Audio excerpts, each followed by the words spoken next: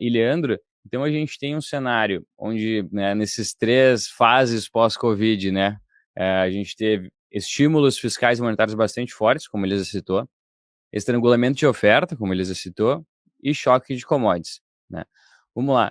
Esse choque de commodities, talvez uma parte deles já esteja começando a arrefecer com uma base na própria perspectiva de recessão econômica que a gente está tendo, e boa parte desses estímulos da fase 1 do Covid já estão se dissipando, né? Ou já de fato se dissiparam. Os estímulos fiscais foram os primeiros, e o monetário, principalmente nos países desenvolvidos, agora começando um cenário mais hawkish, né? Vamos falar um pouquinho de commodities da primeira forma. Como é que tu enxerga esse cenário, principalmente para commodities energéticas que de fato tem uma contribuição bastante expressiva, né, nesses últimos 12 meses na inflação de todos os países? Será que é possível a gente identificar alguma tendência? O preço do petróleo vai voltar para casa de 70, 80, mesmo com todas essas ausências de investimentos que tivemos ao longo desse tempo? Ou deve ser, de fato, a gente visualizar um petróleo mais estabelecido na casa dos $100? Bom, vamos lá, né? Acho que foi muito boa a introdução da Elisa em relação a essa situação toda, né, que levou ao processo inflacionário global, maior inflação desde a Segunda Guerra Mundial, pelo menos a nível global. Eu acho que quando se olhar para trás daqui alguns anos, daqui algumas décadas, talvez, né, todas as decisões que foram tomadas no âmbito da pandemia sejam interpretadas como um dos maiores erros da história da humanidade, em todos os sentidos, né? Hoje pela manhã eu estava lendo uma matéria que colocava a explosão de casos de depressão no Brasil. A gente tem casos de suicídio, a gente tem casos de pessoas, né, abusando de drogas. Nos Estados Unidos, ano passado, 120 mil mortes por uso de drogas, quase que dobrando em relação aos anos anteriores. A gente tem várias outras doenças, né? Um aumento de 18% em obesidade. Enfim, então a gente vê isso já fora, né, do mercado financeiro e da própria economia, e agora a gente está vendo isso na economia. Ou seja, hoje fica evidente que esses auxílios emergenciais, especialmente no mundo desenvolvido, foram excessivos. Tanto é que as poupanças aqui nos Estados Unidos atingiram os maiores níveis dos últimos 70 anos, né? Então, isso gerou uma série de disfunções. Eu acho que a Elisa colocou bem os efeitos disso, mas a gente tem que pensar que esses efeitos acontecem, e tudo isso acontece numa situação já disfuncional. Porque desde 2008, a gente vem observando aí uma intervenção sem precedentes por parte dos bancos centrais dos governos no mercado financeiro. A gente já teve uma intervenção lá que foi considerada excepcional, que foi menor do que $1 trilhão. E agora a gente viu um aumento do balanço do FED de 4, 5 trilhões de dólares em questão de poucos meses. Então, essa pandemia já encontrou o mundo, vamos falar aqui do mundo financeiro, numa situação muito fragilizada, porque a gente já tinha um mercado muito dependente, né, de intervenções sistemáticas desde 2008, taxas de juros muito baixas. Então, muita gente faz uma comparação com a situação atual da década de 70, quando a gente tinha nos Estados Unidos uma inflação mais ou menos do mesmo patamar, só que naquela época a dívida do governo americano em relação ao PIB era 30%, né? E as taxas de juros básicas estavam em 12%.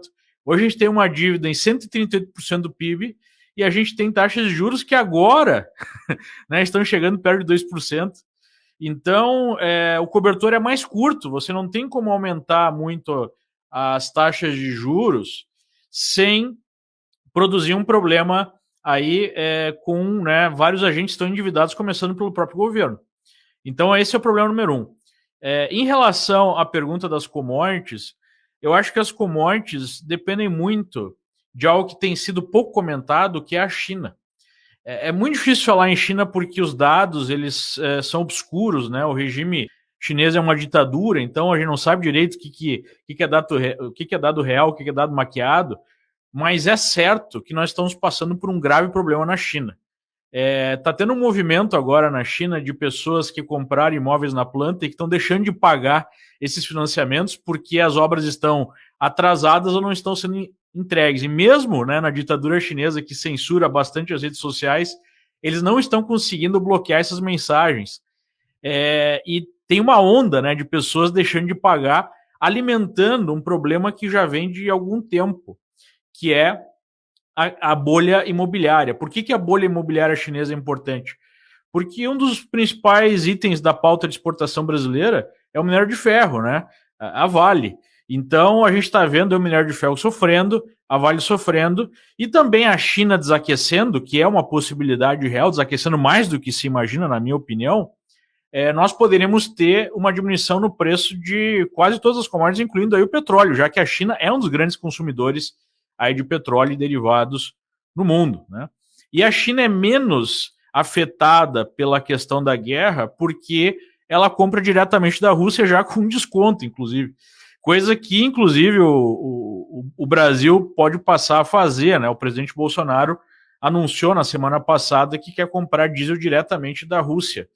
Então, por uma série de motivos e por esse desaquecimento que a gente já está vendo, assim, alguns sinais na economia americana, apesar dos sinais serem mistos, né? Ainda está em pleno emprego, só 3,6% de desemprego, ainda há um grande consumo, né? Apesar dele estar arrefecendo um pouco. O que está diminuindo bastante é a confiança do consumidor, né? Mas por conta dessa expectativa de redução de demanda e a oferta já se ajustando, a gente pode ver o trigo, né? A Ucrânia é um dos grandes produtores mundiais de trigo. Mesmo depois desse choque da guerra, o preço do trigo hoje já está menor do que antes da guerra. Então, a gente já está vendo aí um arrefecimento do preço de commodities, inclusive commodities agrícolas, e isso deve dar uma segurada na inflação. O grande problema aí é definir os timings, né, das coisas. Esse timing vai ser suficiente para a gente não ter um aperto monetário maior, já dar uma arrefecida, a economia não sofrer tanto, ou não, né, vai ser necessário um aperto maior, aí a gente começa a ter problema aí com defaults de quem já tomou crédito está um pouco mais estressado, né, seja países, seja empresas. A gente já está vendo alguns países mais frágeis aí tendo graves problemas políticos até. A gente viu semana passada o Sri Lanka, né, tendo uma revolução basicamente por conta de inflação e por conta de crise econômica forte que está afetando até mesmo aí a alimentação das pessoas. Então, eu acho que o cenário ainda é bastante complexo, mas uma coisa é certa, na minha opinião. Eu acho muito difícil que nós tenhamos aí o final desse ciclo de expansão, que talvez tenha sido o maior da história, sem algum tipo de dor, sem alguma recessão. Eu não consigo acreditar que nós vamos ter o que muitos economistas chamam de soft landing, né? Eu acho que isso é sonho de uma noite de verão. Nós vamos ter aí alguma dificuldade à frente na economia.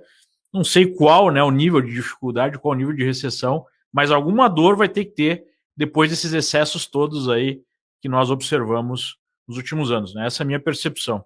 Com certeza. E só para contextualizar nossos espectadores, né, o soft landing é uma palavra do momento e é realmente muito importante que fique de amplo entendimento de todos o que significa isso, né? Porque assim, nos manuais de economia, né, logo nos primeiros semestres lá das turmas de macroeconomia, se aprende, né, na universidade que é preciso que a gente tenha um juro nominal, aqui no Brasil a Selic, acima da inflação, né? E que esse juro nominal suficientemente mais alto que a inflação, ele é capaz de contornar, de manter uma inflação controlada, que aqui no Brasil a gente usa através do mecanismo de meta de inflação, né? O Banco Central deveria ter uma inflação, ou melhor, o Brasil deveria ter uma inflação perto de 13,5%, e com isso o Banco Central eleva ou reduz a taxa Selic para chegar nesse objetivo, né? O ponto é, sempre quando a gente tem um ambiente inflacionário mais alto, melhor, geralmente quando se tem um ambiente inflacionário mais alto, ele é uma externalidade de um crescimento econômico, que não é muito o caso agora, porque a gente tem uma inflação basicamente por conta, né, como a Elizabeth mencionou, por políticas econômicas que eventualmente até foram exageradas para o combate ao Covid, e também por um choque de oferta, e que não são razões de um crescimento exagerado da economia, ou melhor, de um crescimento da economia, que acabaram por ocorrer uma inflação. Bom, dito isso, né, essa taxa Selic ela vai se movimentar para chegar nesse patamar de inflação, objetivo do Banco Central. Porém, sempre quando a gente aumenta essa taxa de juros, a gente encarece o preço do dinheiro, né, torna mais caro o crédito, como o Leandro bem mencionou, a gente pode até levar dificuldades para alguns países, para algumas empresas, e no final do dia a gente está tornando mais difícil o crescimento. Então, a gente está vendo que os Estados Unidos lá fora vai aumentar a taxa de juros, e a dúvida é, será que esse aumento de taxa de juros vai ser capaz de reduzir o ritmo de crescimento americano, mas sem levar esse PIB para o negativo?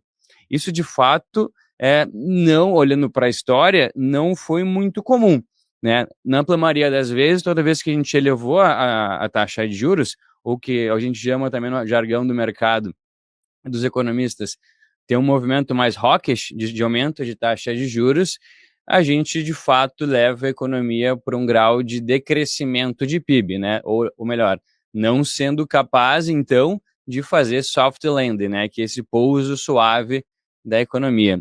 E aí, pessoal, Estávão na área. Gostaram desse corte do almoço grátis? Bom, para ficar ligado em todos os episódios do programa, faça sua inscrição aqui no YouTube. Assim você vai ser notificado sempre que houver um episódio novo, além de ficar por dentro de todos os conteúdos sobre o mercado financeiro que nós publicamos lá. Lembre-se, o conhecimento liberta.